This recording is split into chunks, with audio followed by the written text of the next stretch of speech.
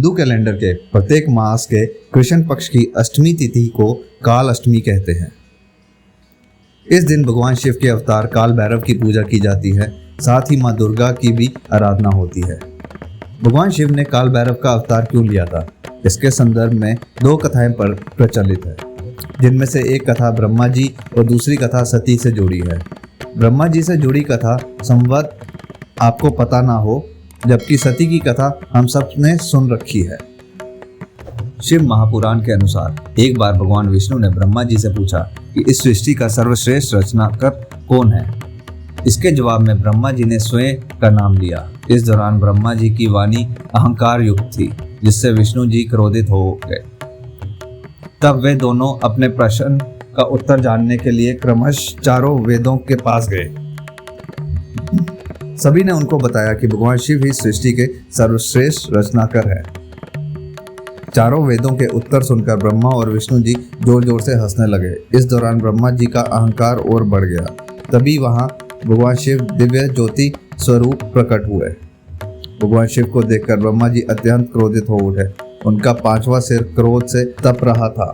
तब भगवान शिव काल स्वरूप में प्रकट हुए, जो काल भैरव के नाम से प्रसिद्ध हुआ। काल भैरव ने ब्रह्मा जी के पांचवें सिर को धड़ से अलग कर दिया था। ब्रह्म हत्या से मुक्ति के लिए भगवान शिव ने भैरव को सभी तीर्थों के दर्शन करने को कहा। तब काल भैरव ने अपने एक हाथ में ब्रह्मा जी का कटा हुआ सर लेकर बारी बारी से सभी तीर्थ स्थलों के दर्शन किए और सभी नदियों में स्नान किया। फिर भी उनको ब्रह्म हत्या के पाप से मुक्ति नहीं मिली। अंत में वह काशी पहुंचे। वहां जाते ही उनको ब्रह्म हत्या के पाप से मुक्ति मिल गई।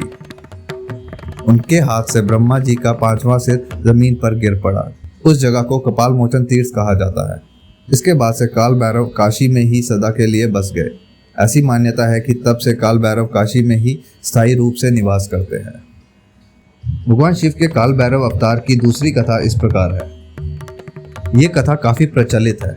राजा दक्ष की पुत्री सती ने अपने पिता की इच्छा के विरुद्ध जाकर भगवान शिव से विवाह कर लिया। इससे राजा दक्ष काफी क्रोधित हो गए। उन्होंने भगवान शिव के अपमान के लिए एक यज्ञ का आयोजन किया, जिसमें पुत्री सती और जमाता भगवान शिव को आमंत्रित नहीं किया। जब इस बात का पता सती को चला तो वे भगवान शिव से उस यज्ञ में चलने का आग्रह करने लगी, लेकिन भगवान शिव ने उनको काफी समझाया कि बिना निमंत्रण हम वहां नहीं जा सकते। लेकिन सती नहीं मानी। वे यज्ञ में पहुंच गई, जहां पर राजा दक्ष ने उनके पति महादेव का अपमान किया। इससे आहत होकर उन्होंने यज्ञ की अग्नि में कूदकर अपने प्राणों की आहुति दे दी। त्रिकालदर्शी भगवान शिव ये देखकर अत्यंत क्रोधित हो गए। तब उन्होंने अपने भैरव अवतार की रचना की, जिन्होंने यज्ञ स्थल पर जाकर राजा दक्ष का सिर धड़ से अलग कर दिया। उधर भगवान शिव भी यज्ञ स्थल पहुंच गए और सती के पार्थिव शरीर को कंधे पर लेकर पूरे ब्रह्मांड के चक्कर लगाने लगे। ऐसे में भगवान विष्णु ने अपने चक्र से सती के शरीर के 51 टुकड़े कर दिए। उनके शरीर के अंग धरती पर जहां जहां गिरे वहां पर माता के शक्तिपीठ बने हैं। ऐसी मान्यता है कि काल भैरव अवतार में भगवान शिव उन शक्तिपीठों की आज भी रक्षा करते हैं।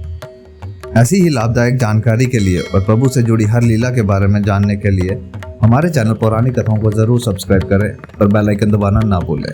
जय शिव शंकर, जय भोले भंडारी, जय महाकाल।